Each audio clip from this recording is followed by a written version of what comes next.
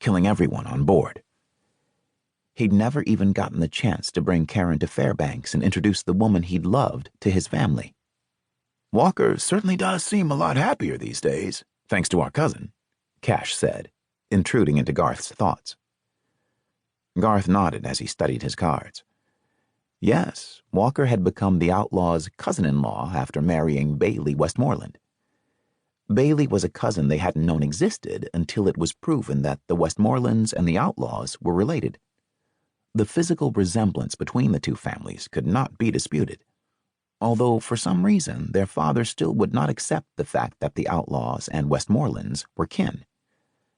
However, like Garth and his siblings had told Bart, it didn't matter whether or not he accepted the kinship. It was the truth. The Westmoreland extended family spread from Georgia and Texas to Montana, Colorado, and California. After growing up with no other relatives, it was fun joining the Westmorelands whenever they had get-togethers or family events, like the annual Westmoreland Charity Ball in Denver. Garth loved it whenever the Westmorelands and the Outlaws got together.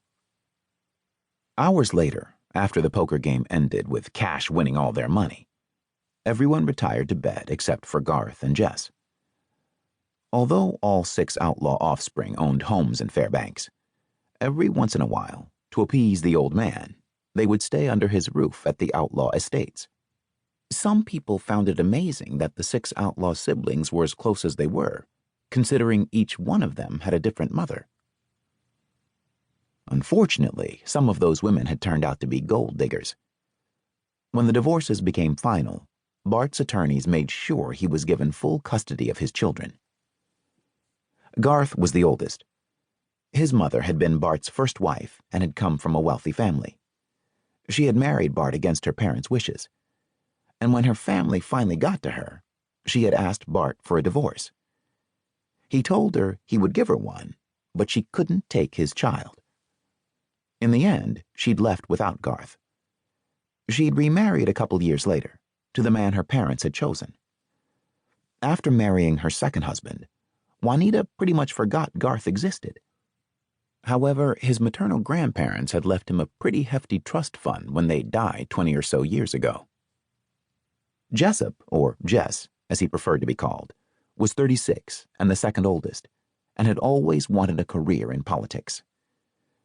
Jess's mother, Joyce, had been the first gold digger, and Bart had ended his marriage to Joyce before their first anniversary rolled around. Bart had taken her to court for custody of Jess.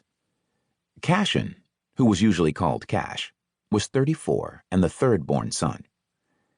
Cash's mother, Ellen, had been a decent woman and Bart's third wife. In a way, she'd been too decent for Bart. She was soft-spoken and had tried bringing out the good in Bart. When she'd realized such a thing wasn't possible, she'd left.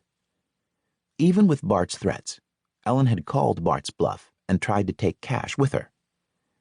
In the end, she'd lost the custody fight after finding out Bart had friends in high places. Sloan was 32. His mother, Barbie, had been another one who'd picked Bart for his money. Although the marriage had lasted less than 6 months, that was long enough for Sloan to be conceived.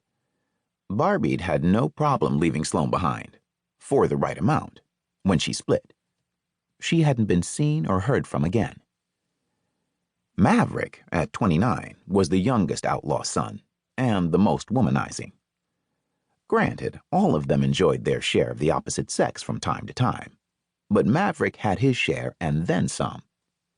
His mother had been an exploiter too. Rosalind was the one who'd been caught having an affair right under Bart's nose. However, there hadn't been any question that Maverick was Bart's kid, since he favored the old man more than any of them, right down to the cleft in his chin. Last, but certainly not least, was Bart's only daughter, definitely his pride and joy, 25-year-old Charm. To this day, Charm's mother, Claudia, was the only woman Bart had ever loved, and the one he couldn't handle. And she'd been the only one Bart hadn't married, but not for lack of trying. Claudia had refused to accept Bart's marriage proposals, all 5 of them.